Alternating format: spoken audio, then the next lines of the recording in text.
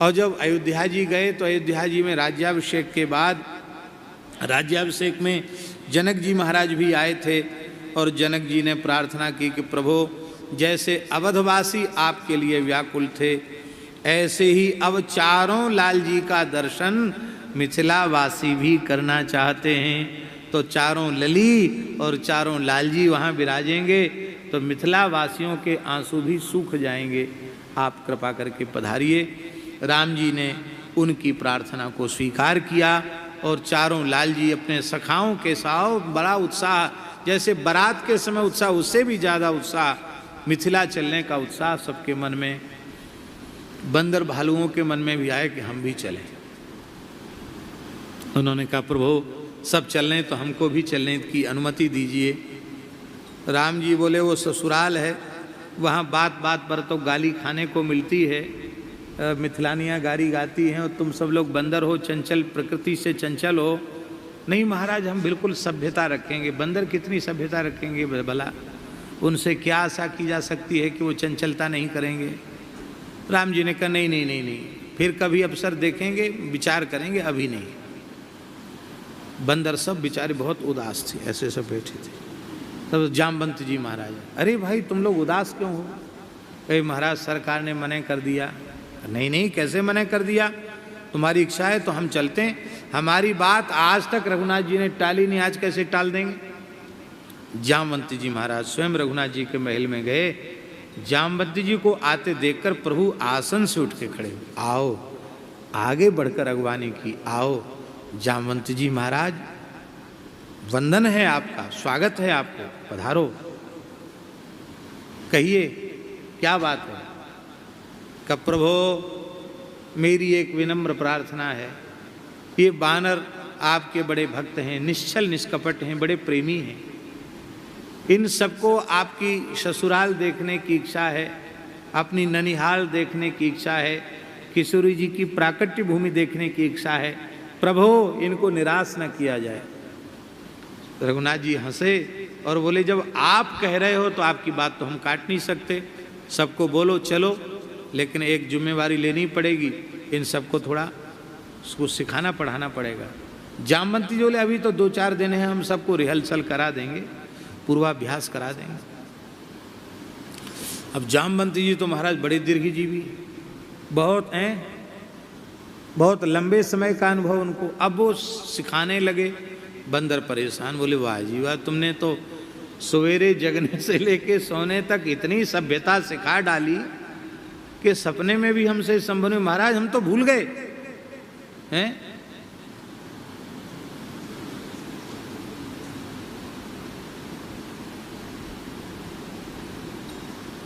ये तुम्हारी पढ़ाई काम नहीं आई,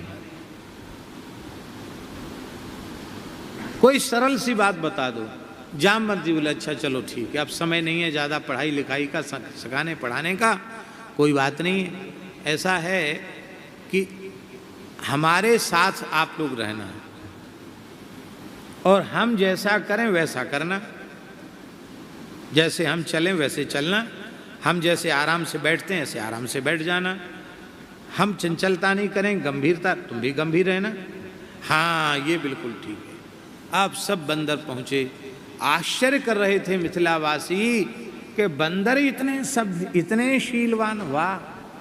बिल्कुल जामवंत जी की यदि नज़र सीधी है तो बंदरों की नज़र भी एकदम ऐसी सीधी। आश्चर्य है, इतने सभ्य तो मनुष्य भी नहीं होते जितने सभ्य बंदर हैं। धरे मनोहर मनुज शरीरा, यही मनोहर मनुष्य शरीरा है और कुछ नहीं है। उनमें भी मनुष्यता ऐसी आ गई कि मनोहर, सबके मन का हरण कर लिया उन्होंने। अब जब जीवनार हुई, पाने के लिए बैठे, ओ विविध प्रकार के व्यंजन बने थे, क्या कहना, कौन बखान कर सकता उन व्यंजनों का। और इधर उड़ीसा, बंगाल, मिथिला, इस क्षेत्र में साग भाजी इनकी विशेषता रहती ही है। अनेक प्रकार के साग भाजी रहे।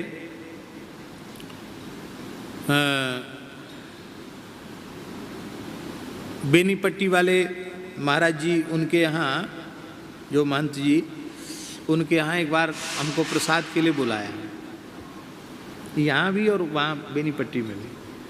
तो महाराज जी वहाँ क्या देखा, इतना सामान उन्होंने परोसा कि मैं हाथ से उनको पकड़ नहीं सकता था सामान, इतने दूर तक सामान परोस दिया, दोने दोने दोने दोने।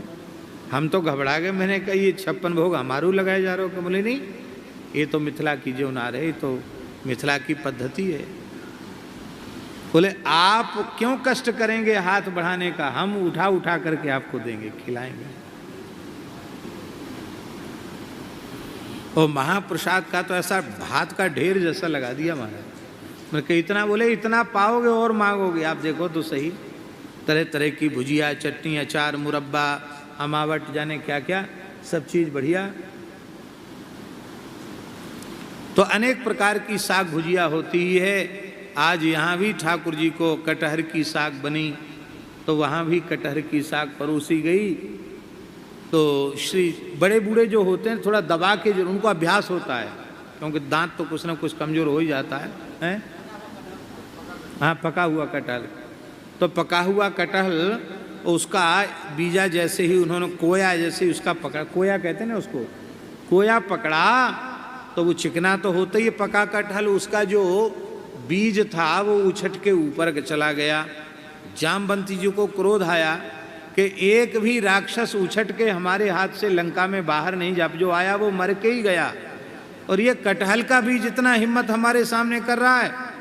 वो जैसे उछल करके उन्होंने कटहल के बीज को पकड़ा, वो बंदरों को तो पहले यही सिखाई गया था कि जैसा नेताजी करेंगे पीछे से अभिनेताओं को वैसा ही करना है। वो सब के सब उछल कूदने लग गए, हंसते हंसते सब लोटपोट हो गए। राम जी ने कहा चलो कुछ न कुछ तो हास परिहास की लीला बंदरों ने दिखाई दी, कोई बात नहीं है। वहां एक मनोरथ और श्री जामवंत जी के मन में आ गया। उनके मन में आया कि श्री रघुनाथ जी मेरा वैसे ही आदर करते जैसे जनक जी का आदर कर रहे हैं, ऐसे ही आदर करते जैसे अपने पिता दशरथ जी का आदर करते होंगे। बड़े बूढ़ों को कितना सम्मान देते हैं राम जी। आज जनक जी कितने भाग्यशाली हैं। मेरी भी कोई बेटी होती तो मैं अपनी बेटी राम जी से ब्याहता, और मैं भी ठाकुर जी का पिता तो नहीं बन सकता, पिता तो दशरथ जी बन गए, ससुर तो मैं बन ही सकता था, प्रभु से मेरा संबंध जुड़ जाता। ये भाव उनके मन में आया। सुजान शिरोमणि, राम जी ने तुरंत उनके भाव को जान लिया, मुस्कुरा कर कहा कोई बात नहीं, इस बार तो एक पत्नी व्रत हैं, केवल जानकी जी का ही पाणी ग्रहण करेंगे। कृष्णावतार में विवाहों का झरा भंडारा, चाहे जितनी चली आओ, कोई मने नहीं करे हमारे वृंदावन के ठाकुर जी। हाँ, कोई किसी को मना है ही नहीं। कुब्जा को मना नहीं, दूसरी को मना कहाँ से हुआ? कुबड़ी को उन्होंने अपने लायक बना लिया। ऐसे हैं हमारे श्री ठाकुर जी।